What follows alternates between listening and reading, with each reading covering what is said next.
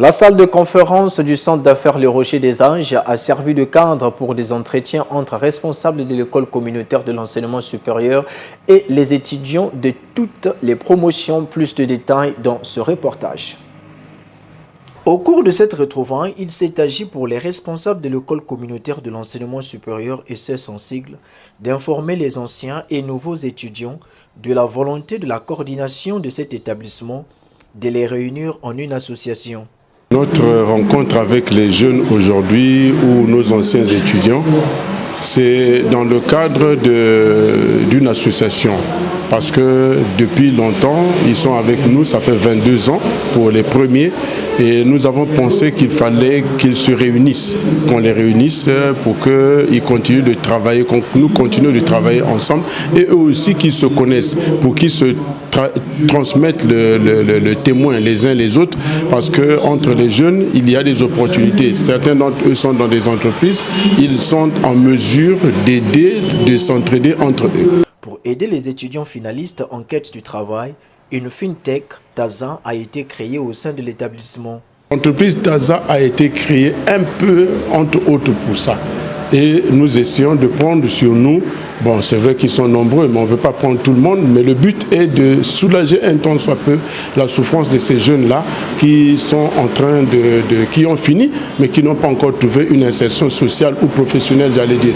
La question que nous avons, et c'est sur ça qu'on a beaucoup insisté, c'est que les jeunes doivent aussi être en mesure de se battre par eux-mêmes. Parce que si tout, ils comptent seulement sur l'école, c'est un peu, j'allais dire, notre comportement de francophone. Nous aimons toujours avoir le parent par devers nous. C'est-à-dire, papa est là, ben c'est toujours lui qui te tient par la main, il t'a amené à l'école, normalement il doit te mettre aussi au boulot. C'est un peu les questions liées à notre façon de faire rester avec la fonction publique.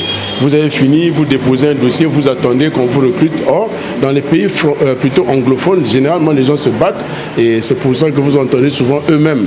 Dans les pays anglophones, ils ont toujours l'habitude de dire quand l'enfant va à l'école, on dit one leg in school, another leg in business. Ça veut dire que de temps en temps, il faut toujours se battre pour pouvoir faire par toi-même ce que tu peux. Une initiative saluée par les étudiants.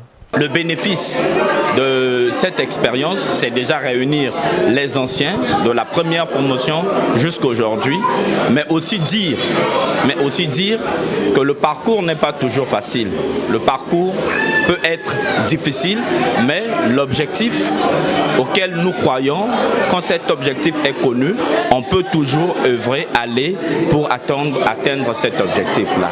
Et donc je disais, ça a été un moment très enrichissant. En tout cas, déjà, je suis très surprise parce que je ne m'y attendais pas. Je me suis dit, mais qu'est-ce que je vais encore aller faire là-bas?